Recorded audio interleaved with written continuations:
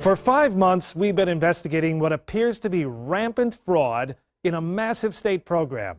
A fraud suspected of costing Minnesota taxpayers as much as $100 million a year. Our reporting is based on public records and nearly a dozen government sources who have direct knowledge of what's happening. These sources have a deep fear, and there's evidence to support their concerns that some of that public money is ending up in the hands of terrorists. We begin at Minneapolis-St. Paul International Airport, where mysterious suitcases filled with cash have become a fairly common carry-on. March 15th, we're chasing a tip about a man who's leaving the country. Our sources tell us he just took a carry-on bag through security that was packed with $1 million cash. You can do that as long as you fill out one of these government forms. We're told these cloak and dagger-like scenarios now happen almost weekly at MSP International.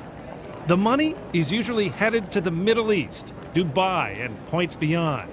Our sources say last year alone, more than $100 million cash left MSP in carry-on luggage. Why is it that in 2026, this same thing that's taking place, Trump calls it and he blows the whistle on it? It was happening when Obama was in office. It's an outright crime. It's unbelievable. Kearns tracked millions of dollars in cash that was leaving on flights from Seattle. It was coming from hawalas, businesses used to courier money to countries that have no official banking system.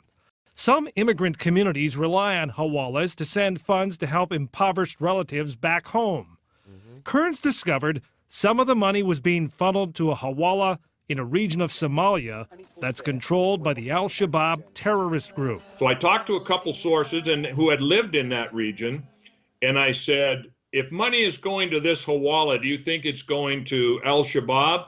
And he said, oh, definitely. That area is controlled by Al-Shabaab, and they control the hawala there. He says when the money arrives, whether it was intended for legitimate purposes or not, Al-Shabaab or other groups demand a cut.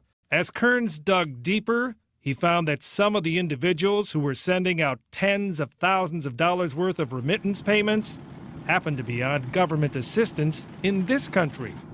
How could they possibly come up with such big bucks? There you go, guys. This is not a brand new thing.